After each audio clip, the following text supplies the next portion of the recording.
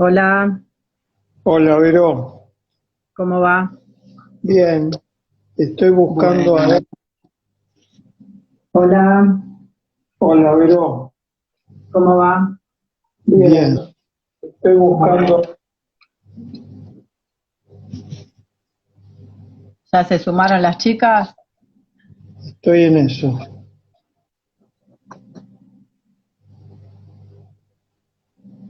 Me falta Rocío. No la ¿Vos ya veo estás? todavía. ¿Rocío figura como Rocío? Tiene unos números en el nombre, un R7, no me acuerdo cómo era al final.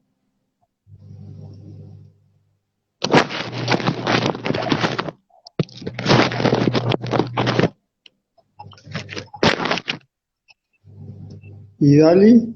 ¿Estás ahí? Sí, acá estoy, buenas, Hola, ¿cómo te va? Hola, Dali. ¿cómo andan? Bueno, yo todavía un poco nervioso.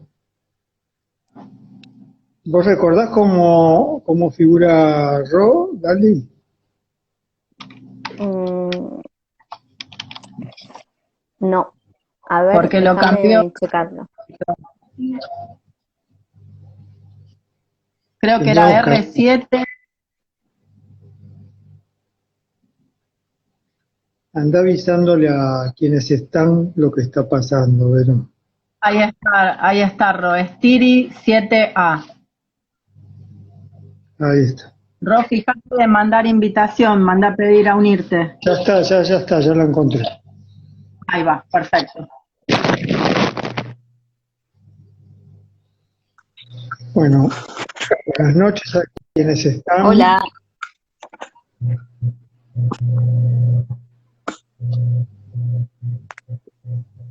hola, ¿se Eh, escucha ahí? Ahí estás, ¿qué Ro. tal? ¿Qué tal? Para quienes Bien, ahí estoy. están en esta conversación por primera vez, comencemos avisando que lo estamos haciendo sin imagen, salvo que quieran que lo hagamos con imagen, no sé, no lo teníamos pensado.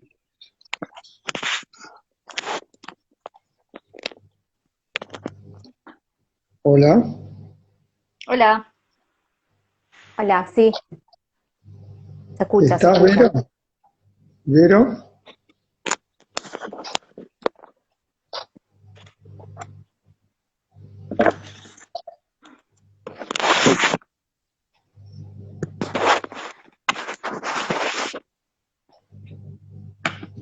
Bueno, ¿la perdimos a Vero? parece que se fue Vero. A ver,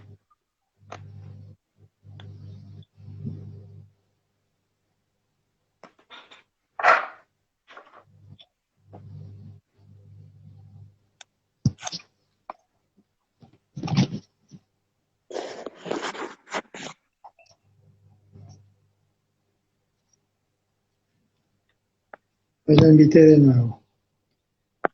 Ahí va. Bueno, decía que buenas noches. buenas. Vero iba a hacer la presentación del Ya, encuentro. ya volví, ya volví. ¿Qué pasó, Ahí está. Vero? No sé, es el Wi-Fi, ¿viste cómo es? Bueno, Cuando yo pasa de... quería comenzar como aclarando lo de la imagen, porque hay preguntas sobre la imagen.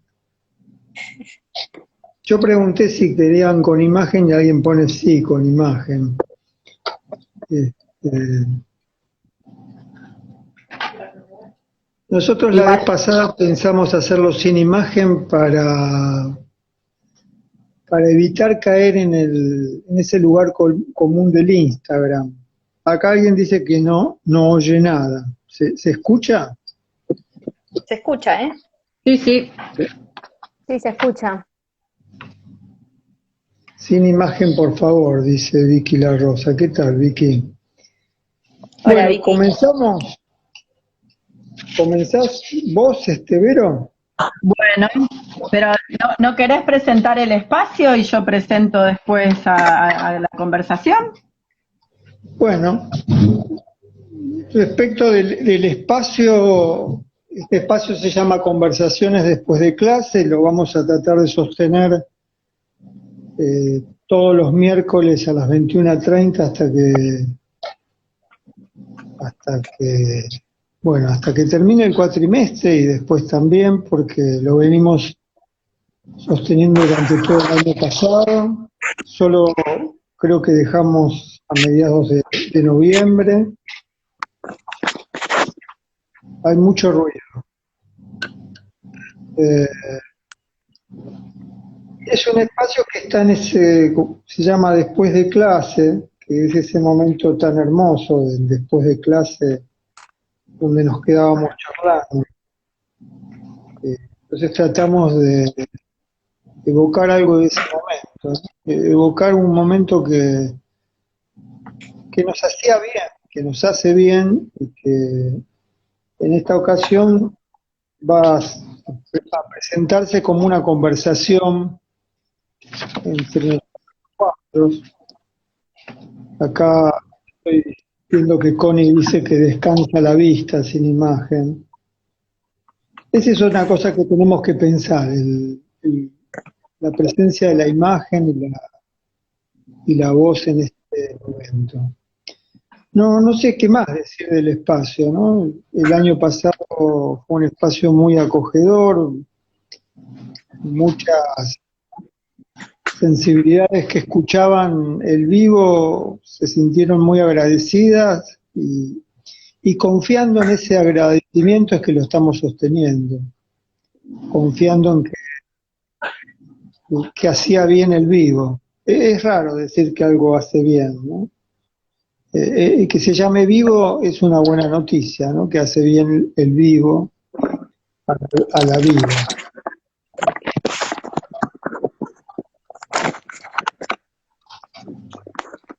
Bueno, seguí vos, Vero.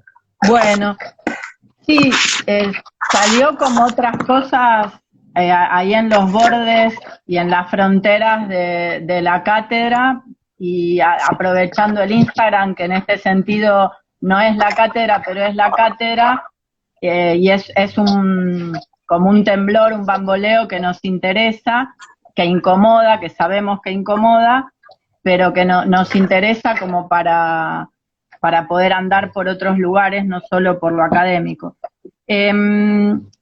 Yo armé una presentación de las chicas.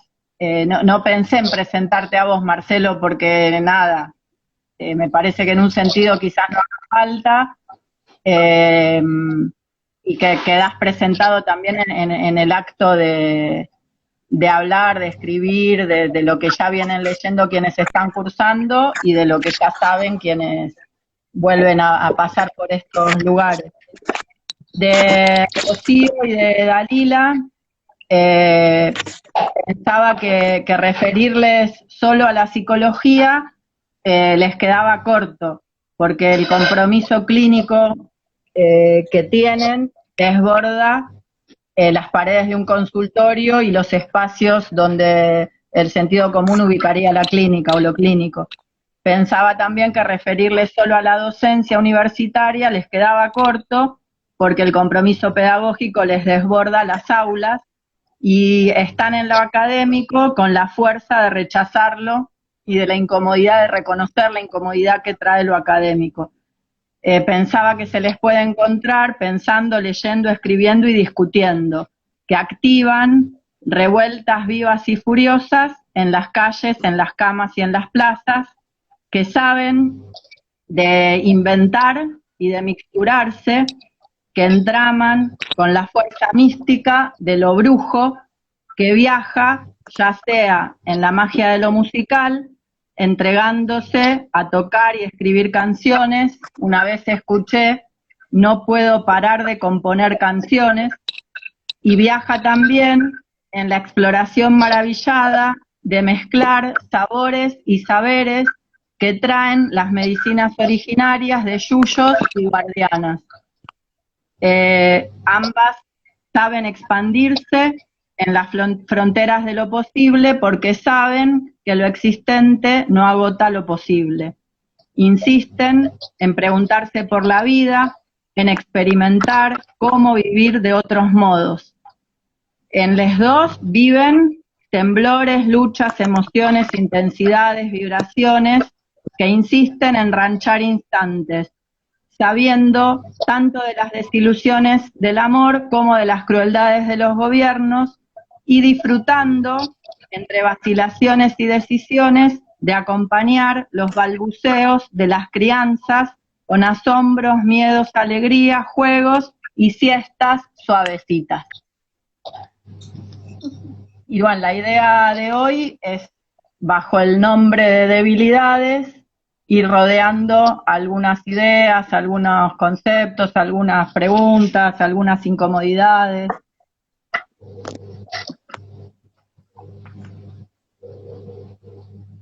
Gracias, Vero. Qué bella presentación. Con mucho amor.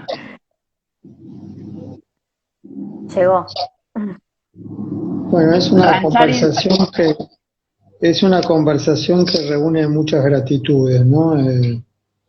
La presentación que hace Vero de Ro y de Dali también alcanza a la misma Vero y a todas las Veros que representan, que quedan bajo ese nombre, ¿no? Todas las sensibilidades, Ro, Dali, Vero,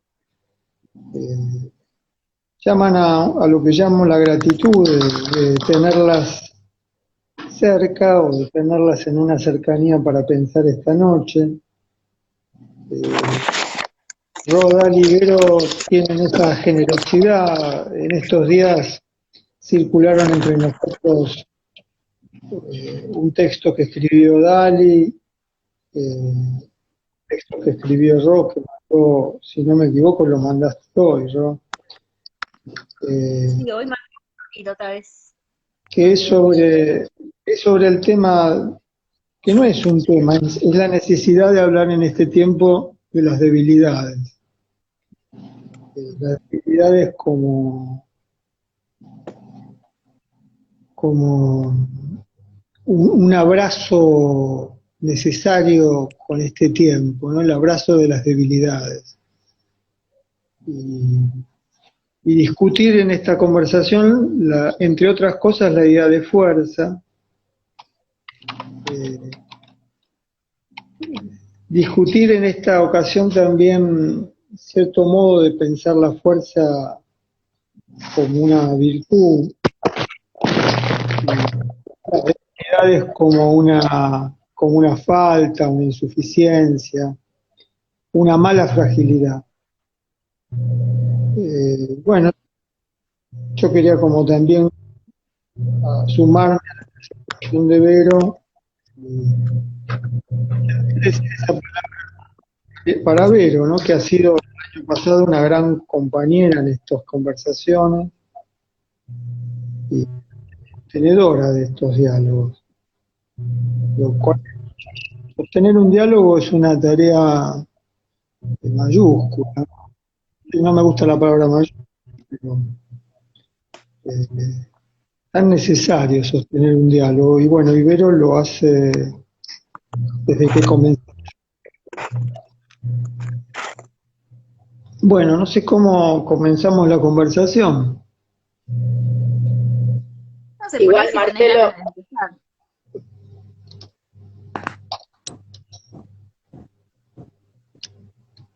Sí. Habíamos pensado en ir rodeando los naufragios.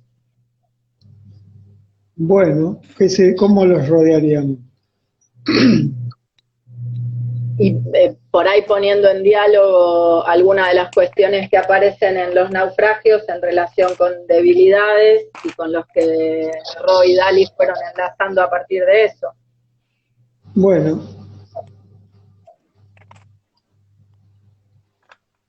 Ahí no sé si querés presentar algo de los naufragios y después naufragamos. No.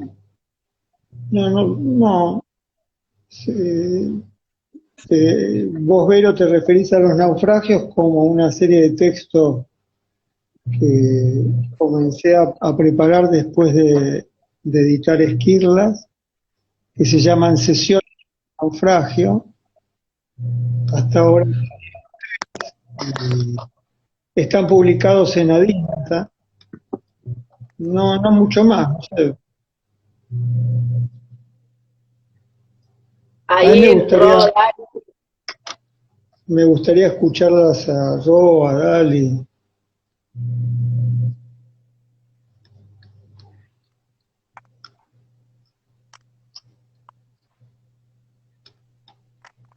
Pensaba mientras te escuchaba cómo igual justo Sesiones en el naufragio son como una serie de textos que rodean esta idea de cómo las fuerzas se presentan y cómo las debilidades enseguida son catalogadas como algo malo o como una deficiencia. Pensaba en una parte de Sesiones en el naufragio 3 en la que decís una fragilidad que copule con lo que se desvanece, una suavidad que aloje a lo que truena y estalla, una delicadeza que acoja lo irremediable, una común debilidad que fantasmee a través de los muros de todas las fortalezas. Y esto lo pensaba porque en el texto quizás que escribí se relaciona mucho con el momento histórico que estamos atravesando y con cómo va eso atravesando las vidas.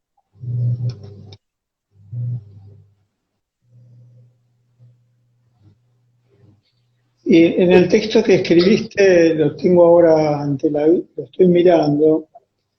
Lo primero que sorprende es la idea de hartazgo. No sé si quieres decir algo sobre la expresión, la pandemia del hartazgo insiste, el hartazgo. Habría que ver qué es el hartazgo, ¿no? Es una mezcla de cansancio y rechazo. El hartazgo dice, basta de esto, haciendo un gesto de querer correr lo que está pasando hacia un costado, como espantando la mosca, ¿no? Espantando algo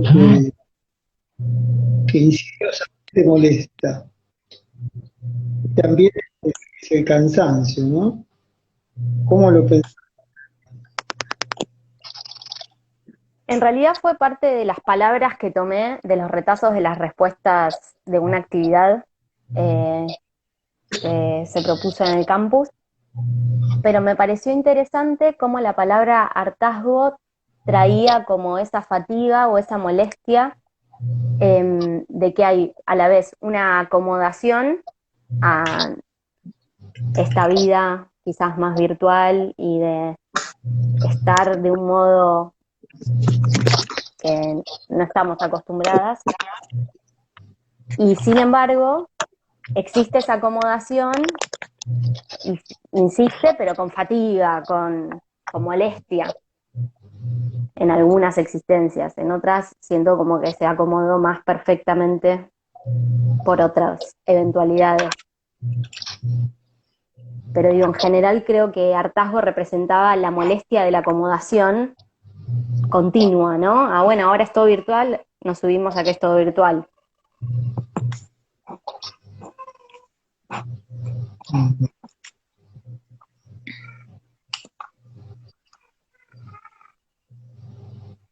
Ahí estoy viendo que alguien no conocíamos, parece que es un fragmento de un poema de Bertolt Brecht. Estoy leyendo, no tenían debilidades, Bertolt Brecht, no tenían una, yo solo una que amaba.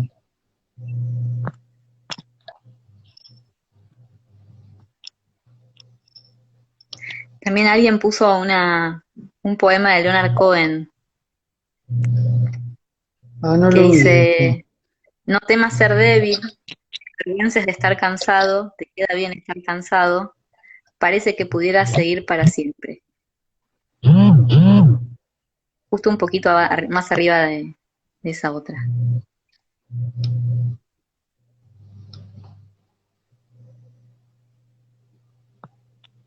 Qué hermoso también lo de Leonard Cohen. Mm. hay un Vicky montón de también, hay aportes. muchas, sí, Vicky ahí planteó esto de es mi debilidad, esta frase es mi debilidad, como que no puede, que también tiene que ver un poco con lo que se plantean las ideas que están dando vuelta en esos textos, tanto en las sesiones en el naufragio como en el texto de Ari y lo que les compartí, que es ese momento en el que cuando alguien dice es mi debilidad, como si la fuerza ya no tuviera lugar, como me puede, alguien que me puede, como si algo o ese alguien que de pronto deviene la debilidad para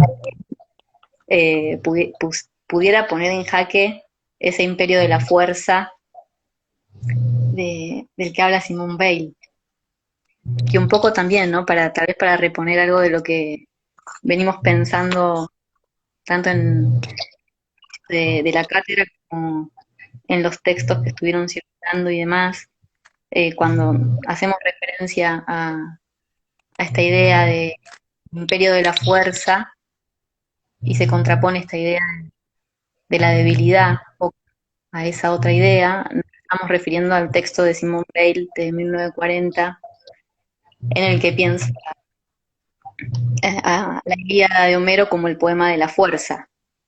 Digo, planteo esto para reponer como desde dónde o de qué lecturas viene en estos momentos la crítica o la crítica o el pensamiento en torno a la fuerza o al imperio de la fuerza.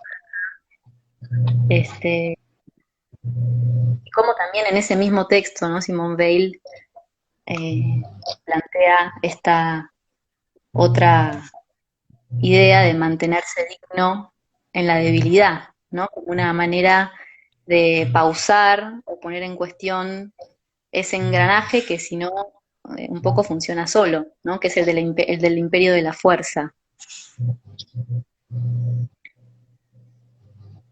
Nada, eso Sí, igual lo planteaba como para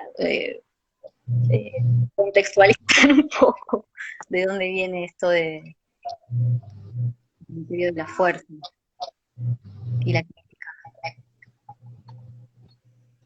sí, además habría que situar 1940, Simone Weil escribiendo sobre ese texto, ¿no?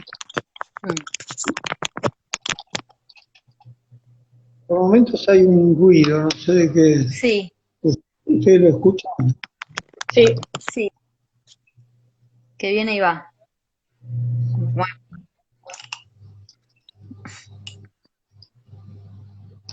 Es conmovedor que en todo el clima de guerra europea, hay que pensar la guerra como un momento extremo. Esto no es una guerra, pero es un momento de excepcionalidad, que- situación extrema, desesperada. Hay que volver a repetir de que no es una guerra, porque la idea de guerra nos ha saltado, aparece el ruido, no sé si uno habla del ruido y el ruido para. Decía que muchas veces nos resistimos a relacionar o confundir la pandemia con una guerra, pero como no tenemos una referencia de una situación de excepcionalidad, la idea de guerra siempre vuelve como ese lugar de la excepcionalidad de nuestras vidas. Aunque quienes están escuchando no han vivido una situación de guerra, hemos visto, leído o tenemos la idea de la guerra en una memoria que es transgeneracional, iba a decir. Entonces, aunque esto no es una guerra, hay una excepcionalidad que pone cerca de 1940 y Simone Weil tratando de lo que está sucediendo en Europa, que es que la civilización es una civilización de muerte. Entonces se está pensando que hay una relación entre esa guerra que avecina y que arrasa y y la imagen y la idea y la ilusión y la idealización de la fuerza. En ese sentido, ¿no? Discutirle a la fuerza desde la debilidad, el elogio de la debilidad, la dignidad es también un modo de detener la barbarie de la civilización. En tu texto, Robos, además vinculás el imperio de la fuerza, creo que se llama así tu texto, a que es, lo que se podría llamar la violencia desatada de las sociedades patriarcales, de las vidas patriarcales, esa relación Sí. entre fuerza y patriarcado. Ahí podríamos también hacer un comentario sobre eso porque se funde guerra, fuerza, violencia y patriarcado. Yo diría que en la idea de fuerza está la idea de capitalismo, la idea de patriarcado, la idea de colonialismo, la idea de especismos, como sugiere Mónica Craniolini, y la idea de normalidades. Las normalidades también tienen la fuerza del sentido común y de las mayorías, de la construcción de la idea de mayoría, ¿no? Las fuerzas recorren todas esas dimensiones. Es un mundo también organizado a través de la fuerza, de la evaluación, de las cátedras, de las jerarquías, de los controles, de las bibliografías obligatorias. Está lleno el mundo académico de la fuerza también. De hecho, Vero comenzó presentando como disidentes de lo académico, en estado de inconformidad. Sí, sí, esa idea de, o sea, esa relación entre la fuerza y las masculinidades, o lo que se puede nombrar como patriarcado, también está en la tercera entrega de las acciones en el naufragio, ¿no? Cuando vos planteas esto de que esos imperativos de fuerza como componen espectáculos de virilidad, ¿no? Eh, eh, un poco sí me interesa precisamente o puntualmente esa relación entre ese espectáculo de la fuerza y eh, ese mandato de la masculinidad que necesariamente también, o que funciona necesariamente como a partir de ese otro imperio de la fuerza.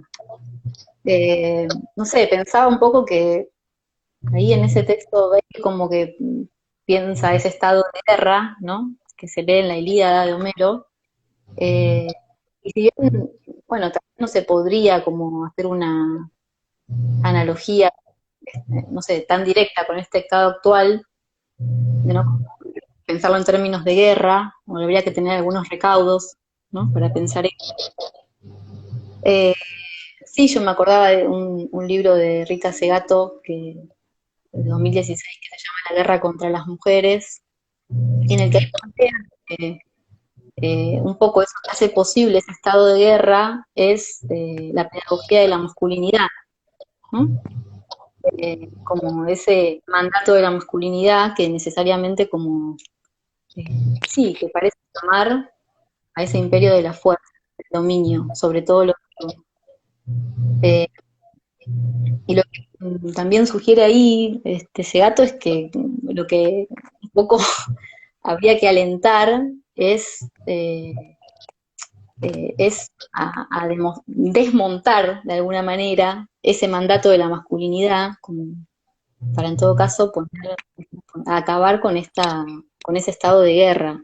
Ese estado de guerra un poco sí me parece que es un estado que se mantiene con todo lo viviente, no solamente con, digamos, con las mujeres, ¿no? Ahí como la visión que tiene ese gato es un poco, no sé, tal vez en principio sí sexista y tal vez en algunos momentos antropocéntrica, ¿no? Porque ese estado de guerra no es solamente en relación a lo humano. Eh, pero también, no sé, no sé, como un poco lo que me parece interesante del texto de Bale, también para pensar este presente, no sé qué piensan, es que cuando ella ahí habla de ese imperio de la fuerza, eh, un poco no sé si está bien esta palabra, pero como si lo democratizara, ¿no? No dice el imperio de la fuerza solo depende, o sea, depende, o es propiedad, o solo atañe a lo que podríamos llamar como las masculinidades hegemónicas, ¿no? No lo dice en estos términos, pero me dejó pensar eso también. Un poco es también una invitación a ver qué toca, eh, cómo toca los cuerpos, todos los cuerpos vivientes, ese imperio de la fuerza, ¿no? En un momento dice el poder que tiene la fuerza de transformar, podemos decir, a lo viviente en cosas, significa de manera diferente, por igual, a quienes sufren el imperio de esa fuerza y a los que la manejan o la ejercen el imperio de la fuerza. Eh, y me parece que ahí hay una pista interesante para pensar, ¿no? Porque hay algo que me parece que también pasa mucho en estos momentos, en estos tiempos, incluso dentro del movimiento transfeminista, da todo este discurso de la lengua polarizada, ¿no? Entre el movimiento feminista o transfeminista como un lugar puro, bueno en sí mismo, ¿no? Con estas consignas de, no sé, arriba el feminismo que va a vencer, el enemigo es el patriarcado, y ya, como si no, como si no participáramos también de ese orden de cosas, ¿no? Como si no formáramos parte también, no sé, de ese imperio, de la fuerza que toca todos los cuerpos. Eh, y a la vez como un poco esa posición tan pura, que a la vez como llama un separatismo, y que necesita como para existir de la existencia de una lengua así muy pesada y que también se alimenta de la lengua punitivista, ¿no?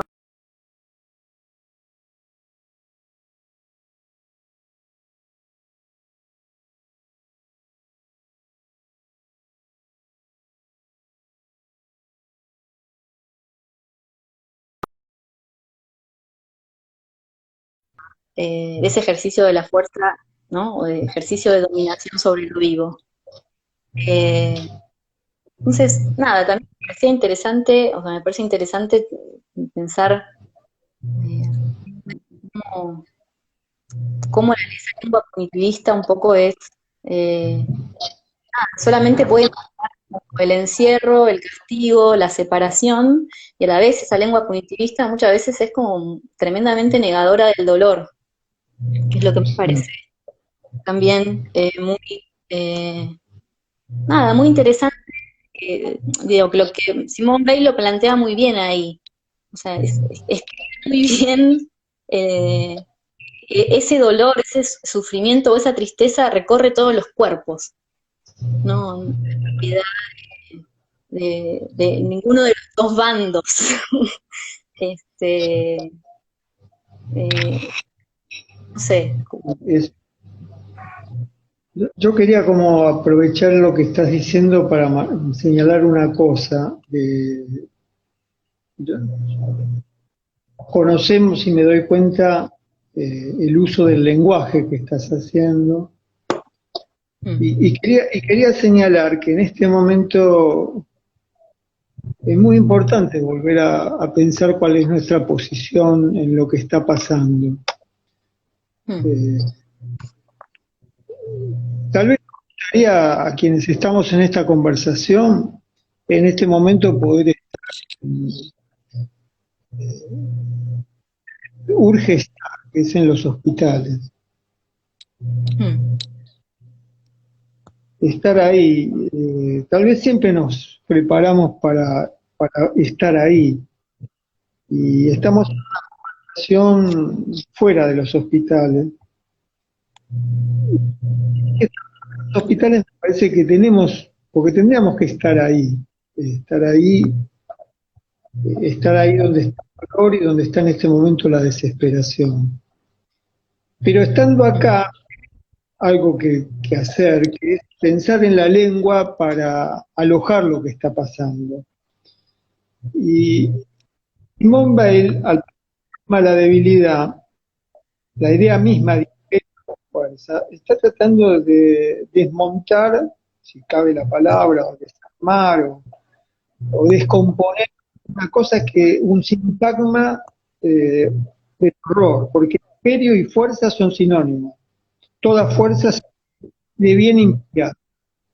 El fuerza es una redundancia del horror. La fuerza tiende a lo imperial, se sostiene en la fuerza. Entonces plantear la debilidad me parece que es un intento de romper, de marcar la insuficiencia de ese sintagma totalizador. Y cuando vos recién hablabas, volvías a intentar la expresión cuerpos vivientes. Decir cuerpos supone decir fragilidades, porque si no son los cuerpos trabajados, musculosos, los cuerpos fabricados, performáticos de la fuerza, sino decir corporidad, es decir fragilidad, es decir pieles, es decir heridas, es decir lastimaduras, es decir temblores, es decir estremecimientos. Fragilidades es el nombre de los cuerpos. Y llamar a esas fragilidades vivientes es también ponerlas porque lo viviente es también la fragilidad. Porque es la fragilidad de la muerte, de la fragilidad de la enfermedad, la fragilidad de la despedida, la fragilidad de la distancia, la fragilidad del desamor y la fragilidad del amor también.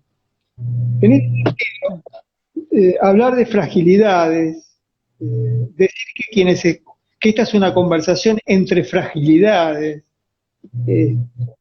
como en otro momento podríamos decir una conversación entre sensibilidades o entre vibraciones o entre suavidades, ¿no? En nombrar la vida de un lugar que no sea la fuerza, me parece que en este momento es una urgencia ante tanto dolor, tanto miedo, tanto desamparo, tanta intemperie. Ofrecer la suavidad, la fragilidad, la común debilidad, porque una cosa es la debilidad, el desamparo individual, y otra cosa es la común debilidad. De eso por ahí podemos hablar después. Porque la conversación plantea esa oportunidad, ¿no? El común balbuceo.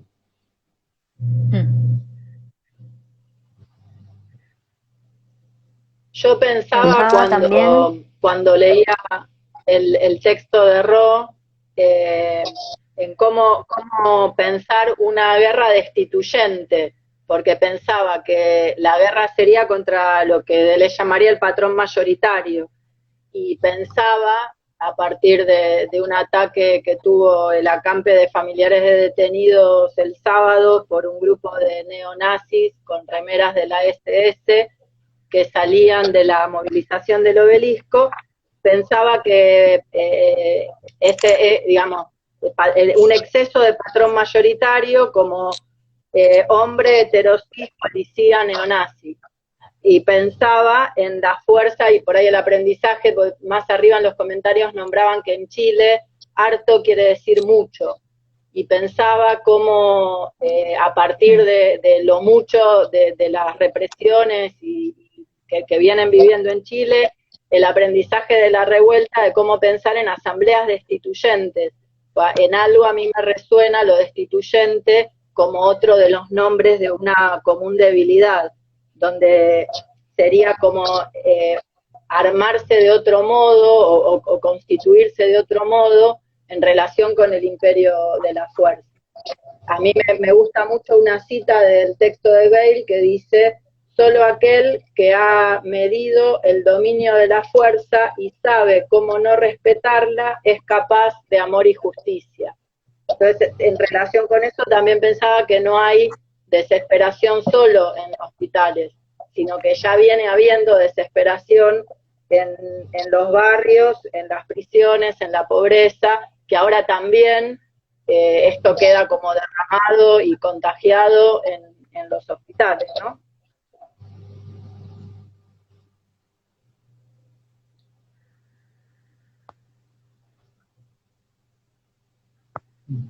Dali, ¿estás ahí? ¿Se fue Dali? Yo veo 3 pantallas. Ah, entonces por ahí quedó fue? afuera. Yo veo 4. ¿Estás, Dali? Pero una está atrás. Sí, está. Ah, Ahí está, Dali. Entonces hay 2 pantallas negras. Claro, Sí. eso sí. ya te estaba buscando para hacerte entrar de nuevo. No, acá estoy. Pensaba también en ese momento en que Bale recuerda que esta tiranía que posee quien es atrapado por la fuerza, justamente lo posee a él en tanto ejercicio de la fuerza y a la víctima, y como habla de ese lugar de igualdad.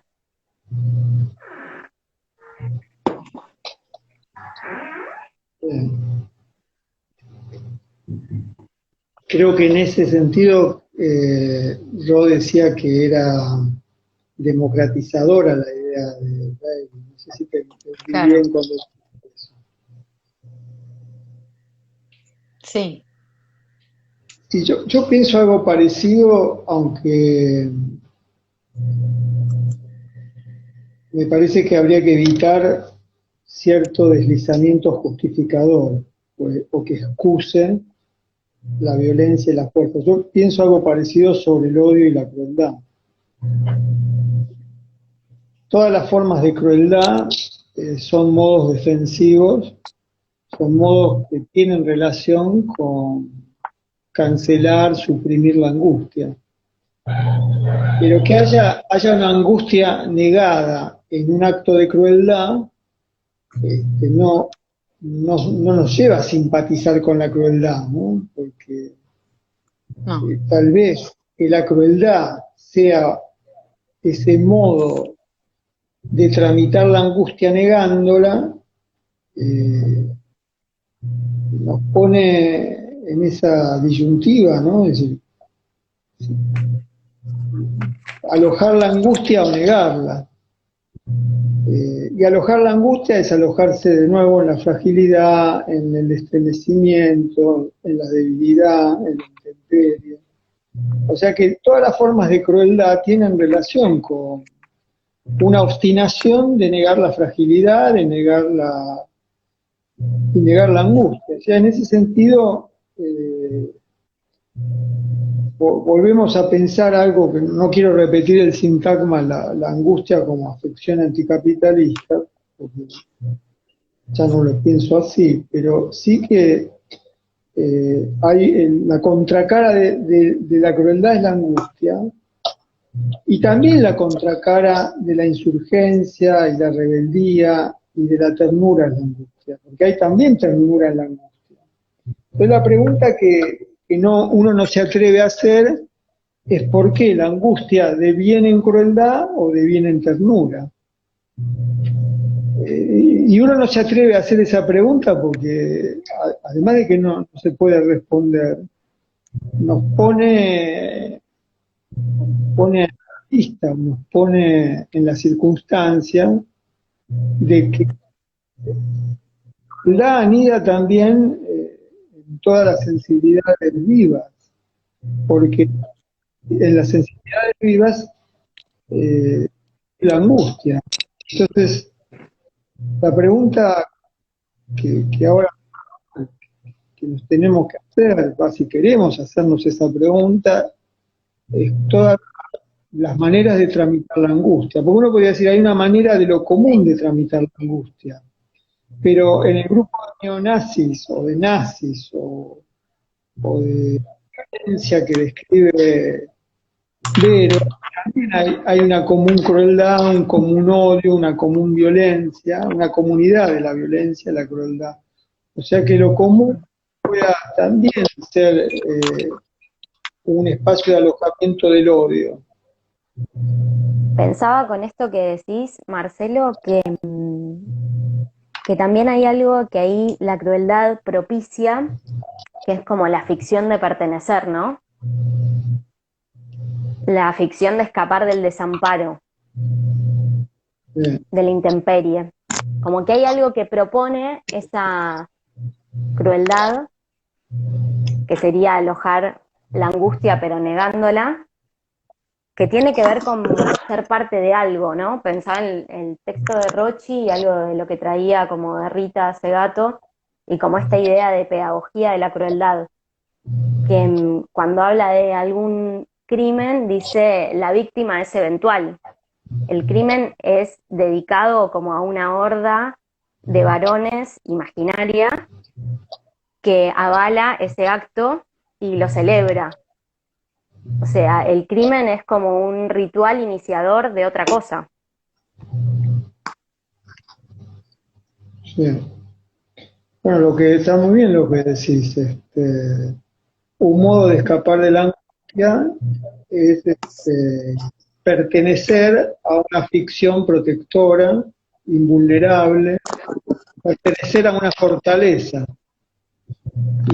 O a una comunidad, ¿no? Como neonazi incluso, entre muchas comillas. Sí, sí. Una de las ideas del nazismo es presentarse como ilusión de fortaleza, de invulnerabilidad, de gran poder, al mismo tiempo de gran protección. En ese sentido, está bien usar, como usaste la palabra pertenencia, ¿no? O como la usa Segal, ¿no? Eh, el pertenecer como una ilusión protectora. Pero ¿el pertenecer a qué? El pertenecer a una figura o una ilusión de omnipotencia, de fortaleza, de invulnerabilidad, de seguridad, esa no pertenecer a la fragilidad. Porque ahí es que tal vez podríamos pensar, ¿no? Pertenecer a la fragilidad es pertenecer a la angustia, es pertenecer al desamparo, es pertenecer a la debilidad, no es pertenecer a la fuerza, al imperio, a la conquista, al dominio, a la propiedad de otras sensibilidades. No, no me gusta igual como lo estoy planteando porque suena el campo del bien y el campo del mal, ¿no? Y la debilidad, la bondad y la fortaleza como la maldad. Por eso me vi obligado a recuperar en esa entrega, sesiones de naufragio, la idea de fuerza en otro sentido, eh, que es el momento en que alguien se acerca, la hemos visto muchas veces esta escena, ¿no? Que alguien se acerca a una vida doliente y le susurra al oído fuerza. Eh, es como de inyección, de transfusión del ánimo. Eso me parece siempre maravilloso, ¿no? Otro lugar de la fuerza que no es el del dominio, sino es el de la transfusión del ánimo, la transfusión del deseo, la transfusión de que dice te espero, te necesito, te quiero, fuerza, ¿no? Esa es una palabra, la fuerza actúa como un abrazo en la debilidad y me parecía necesario también rescatarla de ahí, ¿no? Como en esa tensión, cuando vos, Vero, hablas de lo destituyente, de la fuerza destituyente pensado en el octubre del 2019 en adelante en Chile, en Santiago, en las distintas ciudades, esa misma palabra destituyente me crea una gran inquietud cuando la Argentina se organiza bajo formas destituyentes que tratan de impedir a un gobierno que decide cuidar, de desgastarlo, de destruirlo. Y esa misma idea de lo destituyente, por un lado, plantea una insurgencia contra el poder que nos simpatiza, pero también las derechas destituyentes son un gran peligro para el cuidado de la vida, porque las derechas destituyentes se organizan bajo una idea de fortaleza, bajo una idea bajo evidencias, como decía el jefe de gobierno, tenemos evidencias. Y el tener evidencias es una ficción de la fortaleza y de la seguridad. Porque la evidencia que hay es que tenemos miedo a la muerte. No tenemos evidencia de qué nos está protegiendo de la muerte más allá del distanciamiento, de los barbijos y de las deseadas vacunas, por decir, llamarlas a las vacunas deseosas. Entonces, en ese punto hay palabras que, como la palabra destituyente, que son una bandera que nos abraza y al mismo tiempo una espina que nos hiere, ¿no? Si las derechas son instituyentes, destituyentes. Bueno, destituyente y instituyente se superponen, ¿no? Una cátedra con su programa es instituyente. Las conversaciones después de clase están en ese borde de tratar de no instituir un modelo, un patrón, pero sin embargo lo instituyen. Es una gran tensión, ¿no? El uso de las palabras y el pensamiento en ellas. Quiero aclarar que faltan unos minutos y se va a cortar el Instagram para los que participan de las conversaciones por primera vez. Y a la hora y vamos a volver a reiniciarlo una media hora más, hasta las 11.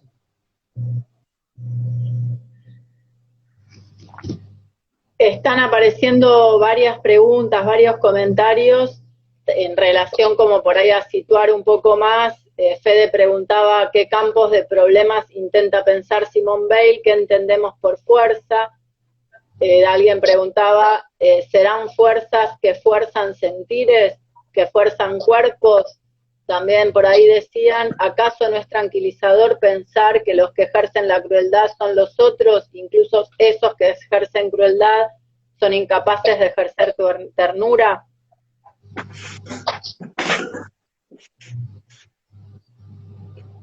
Y ahí Debbie pone, en la puerta del hospital hay como 6 cámaras y móviles de la tele, les interesa preguntar si hay más niños internados por COVID que el año pasado. Indignante.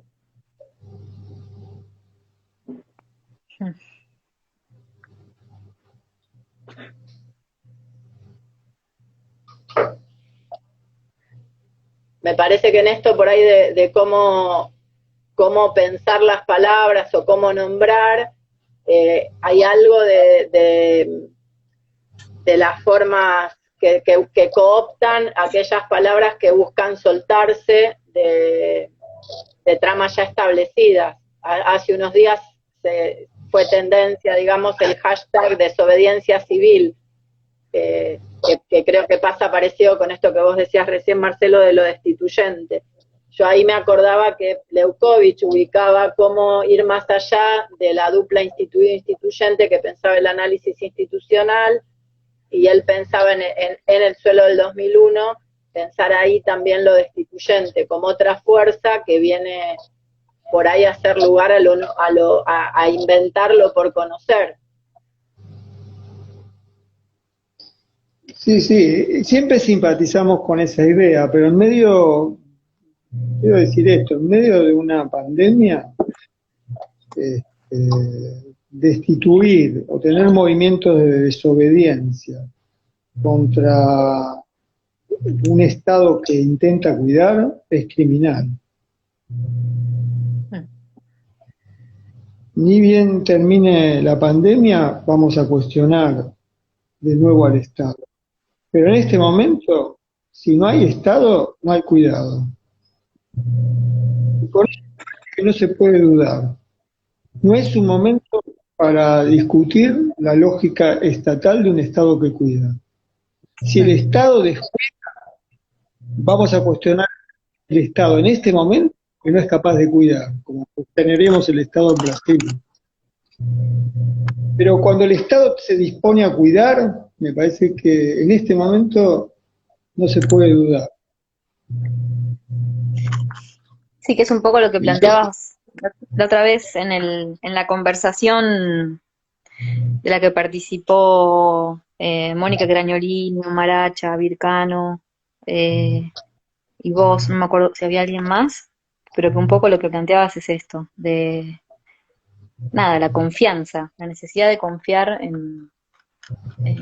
y al menos por un tiempo pausar ciertas posiciones, ciertas críticas, ¿no? Una necesidad de confiar.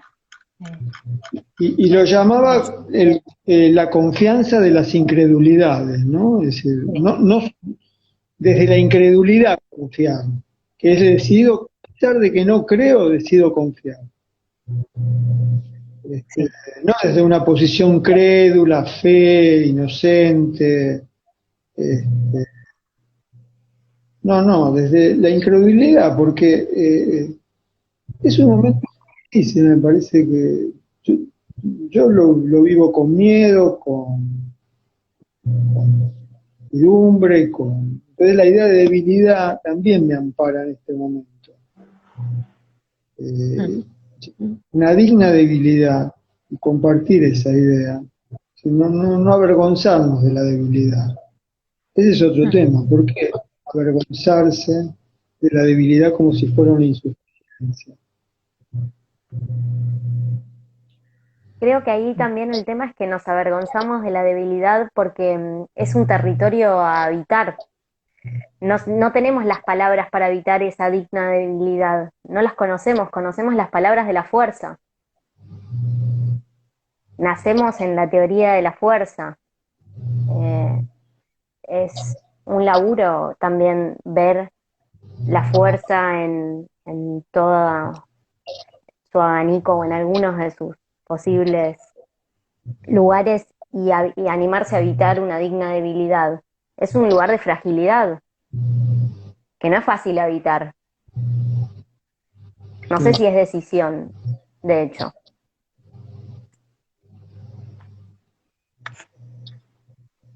Yo creo que el riesgo es escuchar las críticas al Estado solo desde el lugar de las derechas o solo desde el lugar de lo partidario, porque me parece que ahí es en este miedo y en esta confianza desesperada en que si no cuida el Estado no cuida nada, creo que hay como un riesgo de no hacer lugar a lo que ya no viene siendo cuidado por el Estado. Digo, hay como decía antes, ¿no? Hay desesperaciones que no nacen con el COVID, que sí se profundizan y sí se profundizan las desigualdades de esos descuidos que no nacen con el COVID. Y se está escuchando un montón esto de Estado presente, Estado ausente. No, creo que no hay sin Estado y no hay sin mercado, pero creo que también el desafío es ver si se puede pensar un más allá de. Digo, las socorristas inventaron prácticas de cuidado más allá del mercado, más allá del cuidado, del Estado, con mejores o peores resultados en torno a pensar otras formas de políticas de cuidado. Pero creo que si no, digo, no es negar lo que está pasando, no es una postura negacionista, pero sí también es una postura de reconocimiento que hay formas estatales que siguen descuidando, y no solo por el COVID. Sí, en parte coincido, por eso hablo de una incredulidad, no de una credulidad con el Estado.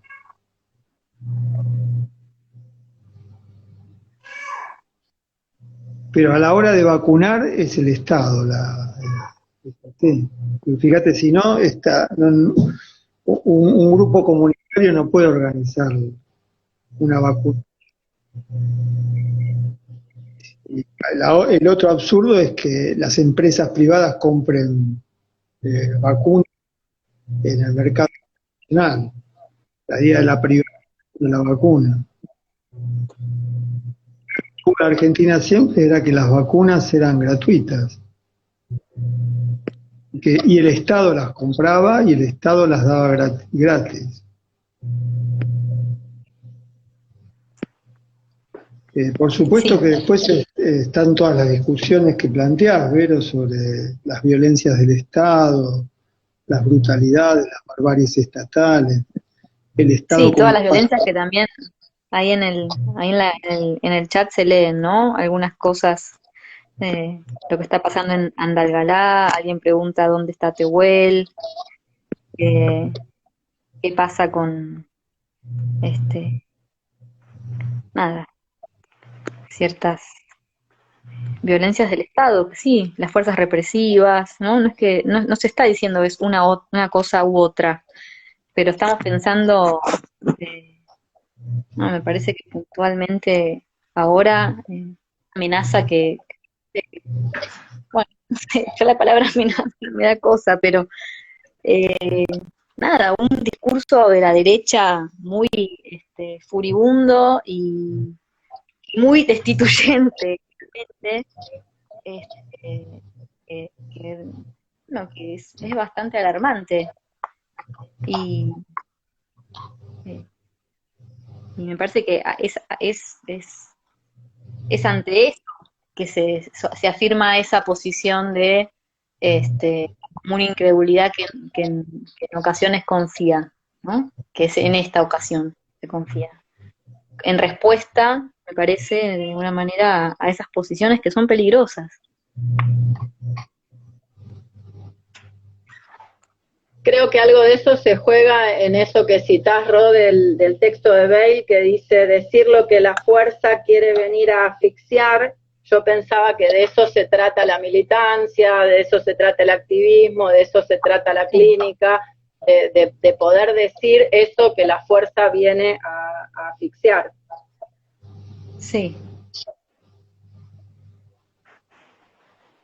Sí.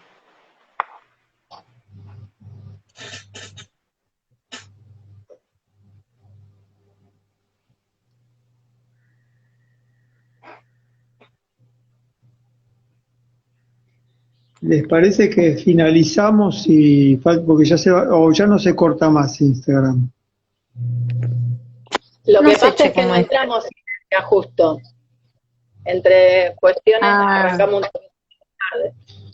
Yo diría que finalizamos ahora y volvemos a entrar, así no nos corta en el medio de una conversación, de una frase. Dale. Bueno, Sí, dale. Hacemos así y ya volvemos. corto y entramos. Bárbaro.